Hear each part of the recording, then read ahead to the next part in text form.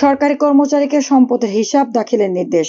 সব সরকারি কর্মচারীকে সম্পদের হিসাব দাখিলের নির্দেশ দেওয়া হয়েছে বলে জানিয়েছেন জনপ্রশাসন মন্ত্রণালয়ের সিনিয়র সচিব মোহাম্মদ মোখলেসুর রহমান। বিজ্ঞপ্তিতে আরো বলা হয়, সকল সরকারি কর্মচারীকে সম্পদ বিবরণী দাখিল করতে নির্দেশ প্রদান করা হয়েছে। তবে কতদিনের মধ্যে কিভাবে হিসাব জমা দিতে হবে তা উল্লেখ করা হয়নি। সব সরকারি কর্মচারীকে সম্পদ বিবরণী দাখিল করতে হবে, এই সিদ্ধান্ত হয়েছে। এখন কোন প্রক্রিয়ায় কতদিনের মধ্যে সম্পদ বিবরণী জমা দিতে হবে সেটি শিগগিরই সংশ্লিষ্ট ব্যক্তিদের সঙ্গে সভা করে জানিয়ে দেওয়া হবে। এর আগে গত 24 অগস্ট স্বচ্ছতা এবং জবাবদিহিতা নিশ্চিতের লক্ষ্যে সুপ্রিম কোর্টে কর্মরত বিচার বিভাগীয় কর্মকর্তা ও তাদের পরিবারের সদস্যদের সম্পদের হিসাব বিবরণী 1 সেপ্টেম্বরের মধ্যে দাখিলের নির্দেশ দেওয়া হয়। জানা গেছে, 1979 সালের 5 বছর পর পর সরকারি কর্মচারীর সম্পদের হিসাব জমা দেওয়ার বিধান চালু হয়। দেশে বর্তমানে প্রায় 15 লাখ সরকারি কর্মচারী রয়েছেন। 5 বছর পর পর এসব সরকারি কর্মচারীর নিজ সম্পদ বিবরণী নিয়ন্ত্রণকারী কর্তৃপক্ষের কাছে জমা দেওয়ার কথা, কিন্তু চাকরি সে আচরণবিধি তেমন কেউই মানছেন না। কর্মচারীদের নিয়ন্ত্রণকারী মন্ত্রণালয় বিভাগ, দপ্তর, সংস্থারও হিসাব নেওয়ার ব্যাপারে গুরুত্ব দেখা যায় না। তবে বর্তমান অন্তর্কালীন সরকার দায়িত্ব নেওয়ার পর 1 মাসের মধ্যেই বিষয়টি নিয়ে কাজ শুরু হলো।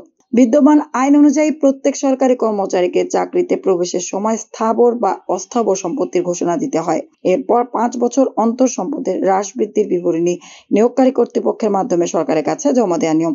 দুর্নীতি রোধ এবং চাকরিজীবীদের জবাবদিহি নিশ্চিত করতে আচরণ বিধিমালায় এমন নিয়ম থাকলেও কাগজের এই নিয়ম মানা হয় না বললেই চলে।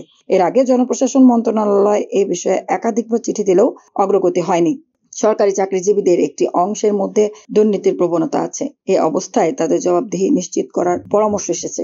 এজন্য প্রত্যেক সরকারি কর্মচারীর সম্পদ বিবরণী সরকারের কাছে জমা দেওয়ার বিষয়টি নিয়ে আলোচনা হলেও তা বাস্তবায়িত হয়নি। এরকম পরিস্থিতিতে আলোচনা হয়েছিল কর্মকর্তা কর্মচারীরা প্রতি বছরই জাতীয় রাজস্ব বোর্ডে আয়কর বিবরণী জমা দেন, যেখানে সম্পদের বিবরণীও উল্লেখ করার বিধান রয়েছে।